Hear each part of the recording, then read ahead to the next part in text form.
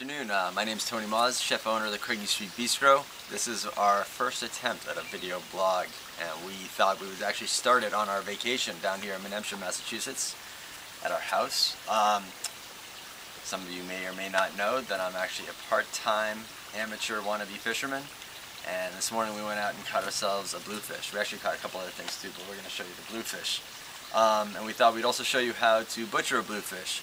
I've already gutted it and scaled it down on the dock because that's a little bit of a messy operation, but just to talk you through that phase, it's pretty simple.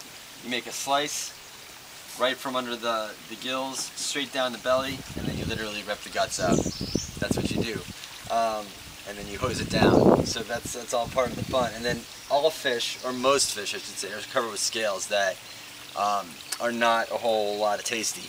So you use the back of a knife and you literally just grab the tail and rub it all the way down the fish, and some commonly missed spots are on top of the tail right there and behind the head, which prove to be a little difficult when you are actually trying to fillet.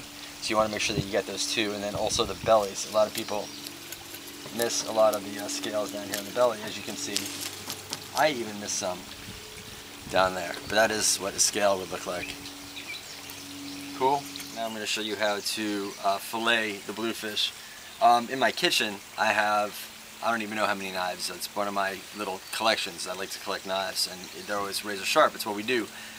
Whatever you're doing in your own home, you should, when you get into filleting fish, at least have one sharp knife. And whether you learn how to sharpen it or you're having someone else sharpen it for you, I can't stress enough how important it is to have a sharp knife. The fish itself, the meat is really delicate, and it's much less forgiving than like when you're cutting even a steak in half or something like that. And because we're actually taking this off the bone, you're giving yourself even a greater challenge. And when you have a nice dull knife, or even a medium dull knife when people think it's sharp, you end up really hacking it to pieces and doing this wonderful little beast no justice whatsoever. So I always travel with at least one knife, and again, I'm a pompous chef, that's what I do. So I take my one knife, and we're going to do it all with this. Some people cut off the head, some people don't cut off the head. My opinion, I cut off the head. Why do I want it in the way? So we're going to go right behind the fin, right here, and angle it right towards the head, because this is all good meat right in there that we don't want to miss.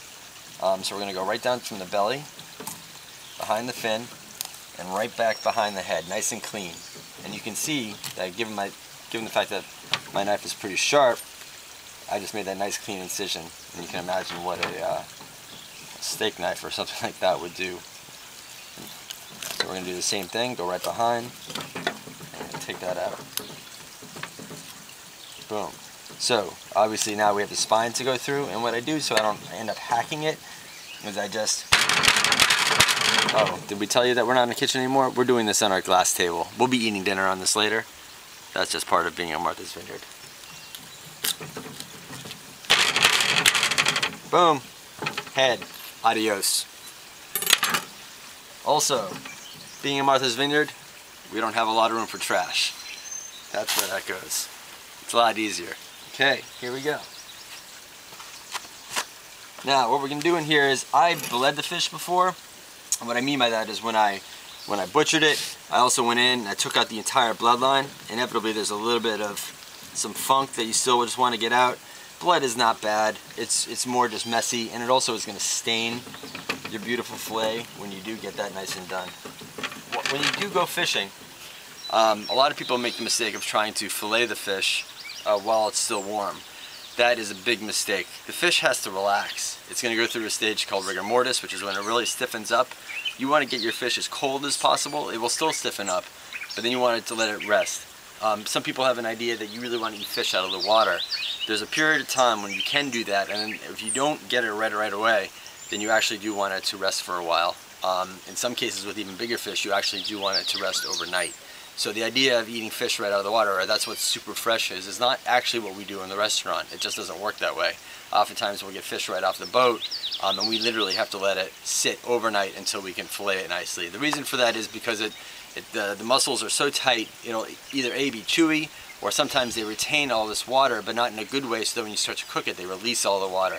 And that's all your moisture. You know, fish is what's so beautiful about a beautiful fillet is its moisture. So what I do is I do both sides of the fish, or both, I mean top and bottom when I'm filleting.